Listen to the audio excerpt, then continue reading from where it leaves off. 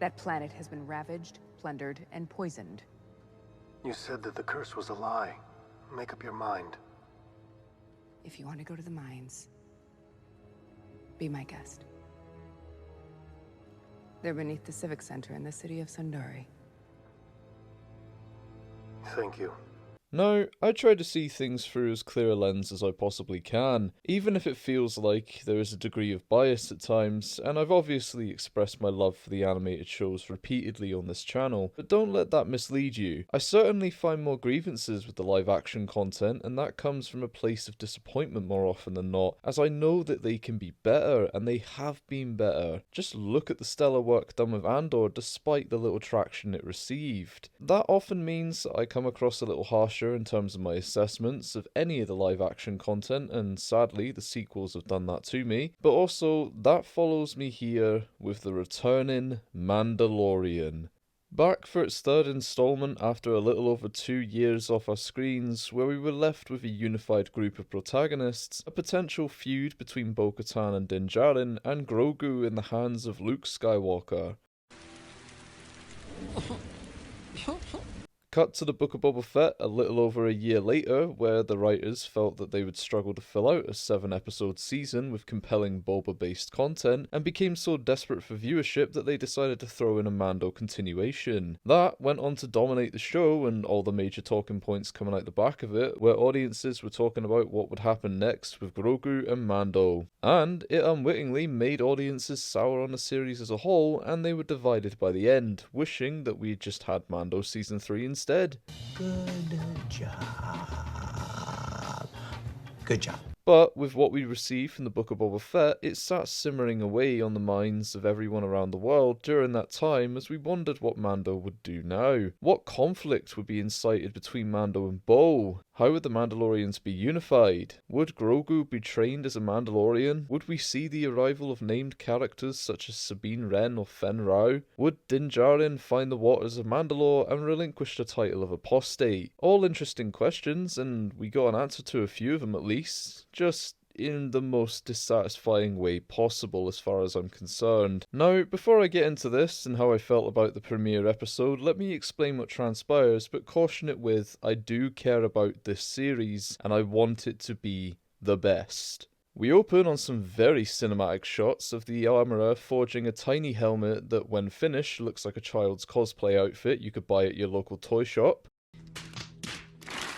which she goes on to present to a foundling on a beachfront that is partaking in what I assume is a ceremonial tradition to induct foundlings into the Creed. As this wraps up, they then undergo their first team-building exercise by trying to evade the hungry Drekkie. Boy, that escalated quickly.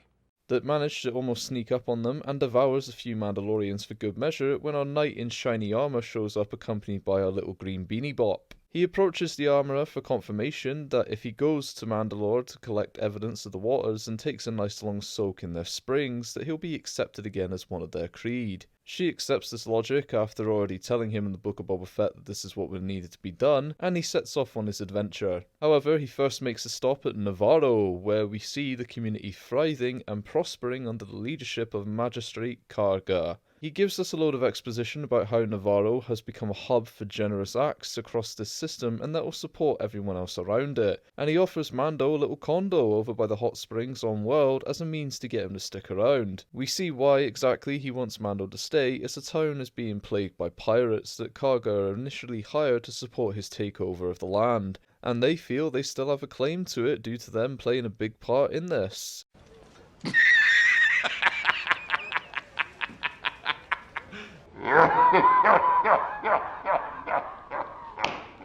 He gets into a heated debate with the leader of them over whether a school is a bar. Excuse me, what? And Mando is ready to intervene, but Karga fires the warning shot. Mando doubles down and kills almost all of them, with Grief letting the leader get away to warn their leader, the Pirate King Gorian Shard, not to fuck with him. And if you forget that name, don't worry, they'll remind you about 50 fucking times. But why? Anyway, Grief explains that he needs a marshal in the land as Cara Dune has been recruited and it's left them defenseless. Mando explains he can't right now because he's got other priorities, but he needs a favour from him, just skirting over Grief's concerns here. Best friends forever and ever. Oh, friend! And that's to try and explore the lands of Mandalore, but to do that, he wants a rewired IG-11 to support him, as that's a droid he can trust to help him navigate the caves. I get the idea of loyalty to IG for what he did, and that Mando struggles with droids anyway, but why does he want him specifically? There are other fucking droids out there. That is one big pile of shit. We cut to Mando attempting to repair IG, and he manages to do so, but in a very comically bad moment where the corpse of IG reverts to his original programming and tries to kill Grogu, he gets crushed by Grief's bronze bust, with Mando delivering the line, "Now that's using your head." How fundamentally odd. Cut to Grief explaining that because of the good word surrounding Navarro, they've attracted some of the best droid smiths in the galaxy. And this is where I'm starting to question why he didn't just mention this to begin with.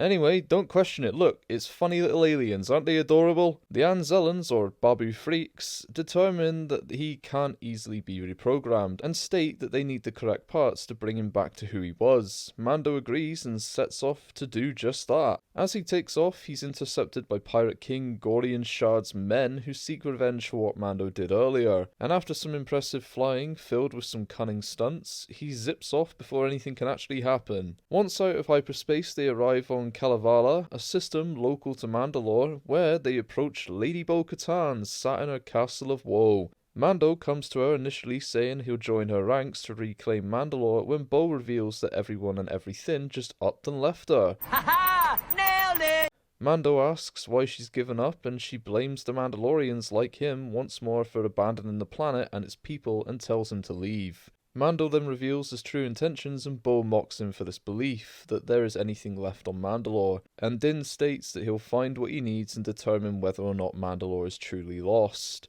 Cool. So, what did we all think? Yes, I can definitely smell shite. I'll tell you what I thought. I think the quality has slipped and there's a large inconsistency underlining the series right now. I said at the beginning that it delivers answers in the most dissatisfying way possible, and the first of that is the fallout from Season 2. We were witnessing the beginning of something new for the series. Mando has new alliances, new goals, and had the potential for something fierce against Bo-Katan, where we could finally see a throne filled for Mandalore and focus on reclaiming that land from the remnants of the Empire before moving on. I guess you could say though that I failed to temper my expectations following that, but I don't think it's unreasonable to assume that that would be the heated story and where we would be headed next. Their feud was something I truly wanted to see explode and almost unite the Mandalorians through an interpersonal war, with the cult versus the purists coming together for a common goal against the Empire, but alas, that isn't what we received here at all. Instead, we witnessed Mando trying to find a bath to soak himself in to be accepted in part of the creed that dropped him as quick as they fucking picked him up. And unfortunately, we had a defeated and dejected Bo who seems to have given up on her life's mission. She's had more fire in her when her sister was killed, and then when she was up against the Empire and rebels when there was less numbers around her. She almost acts like a child here and refuses to get off her ass and do something over it, when Din is quite possibly the biggest shot that she has at retaking Mandalore and uniting the Mandalorians once more. But because she won't be the leader, it's suddenly not good enough. I'll play fair and roll with the possibility that she's just overly depressed and struggling to come to terms with the losses that she's endured right now, but I can't help but feel a disconnect here from where we left off in Season 2. If you remember, she was the one who rejected Boba's claims that Mandalore is a pointless venture as it was turned to glass. Even Mando calls her out on this bullshit. It feels like they're planning on doing a redemption story for her to reignite that fire inside, but as of right now, I can't say I'm a huge fan of this direction for a character if this is where they're heading, as it undoes a lot of the work put into it prior to this, and comes off particularly insincere. Now to the biggest gripe that I have with this, and quite possibly the biggest inconsistency for me right now. I don't know if I've missed something here, or if they've just not clarified it, but what is the deal with the Darksaber? This is a slight tangent, but please bear with me. The understanding is that if you wield it, you stand the likeliest chance of uniting the Mandalorian people. However, what I'm confused with is if they'll follow you based on that fact alone, or if they'll follow you based on nobility, and whether you measure up enough to the strength that they look for. But then if we look back, the title of ruler was established by Maul instigating a fight for ownership against Pre Vizsla during the Clone Wars, where the winner took the title and the saber is a physical symbol of that. However, Gideon states that Din claimed the title of ruler without invoking a challenge, and Ursa Wren claimed to Sabine in Rebels that she would have had to have defeated Maul to claim any ownership of the Darksaber, but no mention of ruling Mandalore. Then Bo states that the saber is merely a sign of leadership and a way to unite the people in Rebels.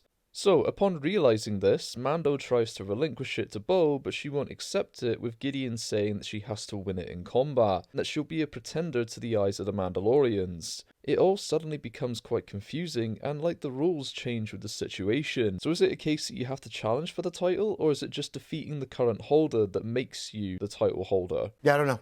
If it follows the latter, and we run this back for a moment and assess the various fights, Maul was the one to originally challenge Pre Vizsla for the rights over Mandalore by declaring a challenge which he went on to win, but he did also kill Pre Vizsla. The next time the saber is used in combat is against Palpatine after he kills Savage and then captures Maul. However, Palps doesn't take that title nor the saber or even challenge him, but he does defeat Maul. Now, if Palps didn't claim that title, then does it go down to whoever challenged him next, which if so, would be Ahsoka, who went on to defeat him in the Siege of Mandalore and would put her in line of succession surely. However, there was no challenge. After this, if we still follow that line of thinking, Maul would actually go on to face Obi-Wan on Tatooine in Rebels, who actually went on to kill him, which I think would make him the definitive winner, though there was no challenge for the throne or the Darksaber by this point. And then let's not forget that Sabine had reclaimed the saber whilst on Dathomir, and Kanan was training her with it at the same time. After this, Ursa Wren, Sabine's mother, states that if Sabine had any claim over it, she would have had to defeat Maul, which she didn't do, so that would create a false leader in the eyes of the Mandalorians and become unlikely to unite them. This sentiment seemingly becomes irrelevant, however, by Season 4 of Rebels, when Sabine meets with Bo-Katan and the Night Owls during a fight against the Imperial invaders on Mandalore, and she just hands the saber off to her, with the Mandalorian clans accepting her as leader for now, provided she can deliver a victory. This obviously fails, as we see Moff Gideon by the time of the Mandalorian, who bested her in combat until Din unknowingly won it off him. Now, the confusing element here for me is who actually holds claim over Mandalore, and honestly, how are the rights of the ruler switched? Is it down to succession? Does that have any part in it? If the clans were willing to just accept Bo-Katan as their leader in Rebels, following Sabine just handing it off to her, then doesn't that rule out any combat being necessary? Or is this strictly subjective and circumstantial? Where right now, if the Mandalorians aren't currently at war, are they using this as a reset period and actually Din is the rightful ruler? Because as far as I'm concerned, there's two rightful rulers here. The first being Din because he defeated Gideon, who fought at Bo's reign by combat with the Darksaber being the prize, but didn't kill him. Then, the other potential title holder is Obi-Wan, who killed Maul, who was the original ruler of Mandalore, following the same process that Maul took to claim the rights over it to begin with. The circumstances being obviously different here because it was the end of their blood feud, but the link is still there. However, since Kenobi is dead, does that reset things as well?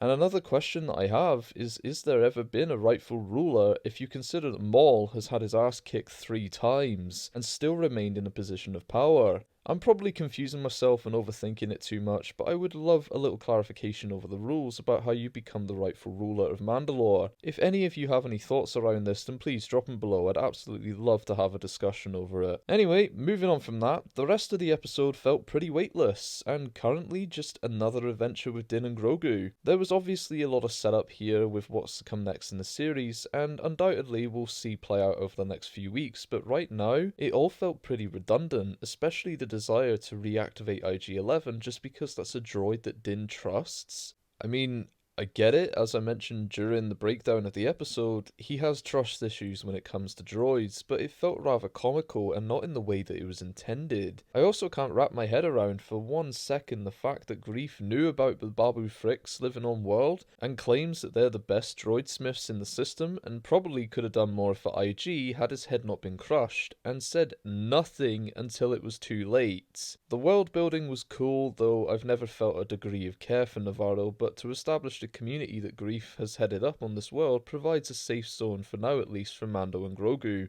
The dogfight was a spectacle, but that's all it was. I imagine we'll see Pirate King Gorian Shard again, but right now I really couldn't give two shits. It was great to experience the rituals that the Creed undertakes when inducting a new foundling to their ranks, and that's the type of history that I enjoy exploring. And speaking of foundlings, I did enjoy how comfortable Mando and Grogu's relationship is with each other now. We've certainly established what that looks like at this point, and it comes across a lot more natural, so good work on that side of it.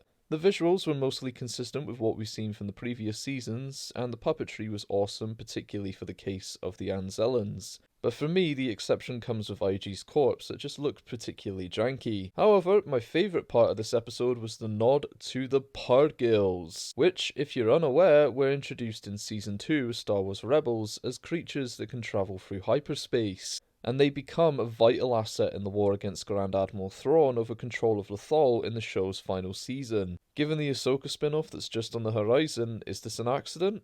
I think not. The inclusion of the Anzellans was the most energetic the episode felt and delivered an entertaining moment with Grogu treating one of them like a toy. And let's not forget that Cara Dune mention, but beyond that, I really wasn't feeling it in this episode. The dialogue felt particularly desperate throughout and to the point of cartoonish at times. It didn't carry the level of sophistication, insight or gravitas that previous seasons have.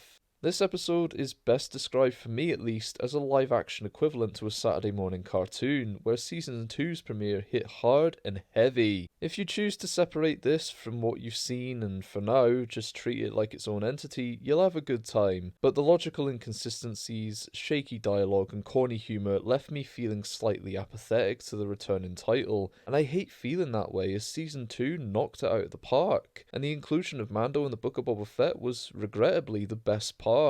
To also put it up against the Bad Batch for a double feature Wednesday was a bad move as well, especially as this week's installment of the Bad Batch blew Mando out of the water in terms of its plot, character work and deeper significance to the wider narrative. I won't besmirch the name of the Mandalorian just yet, and I'll reserve full judgment for when I've seen more of it, or until the entire series is done, but for right now, this is far from the quality we've grown to expect. Otherwise, this was a passable experience, and I can honestly say The Mandalorian has seen better days in terms of its villains, animation, plots, and general use of the titular character. That's going to do it from me for now though. I appreciate you watching. If you like this, bump that thumbs up, subscribe for more down the road, and until next time, take care, and may the Force be with you.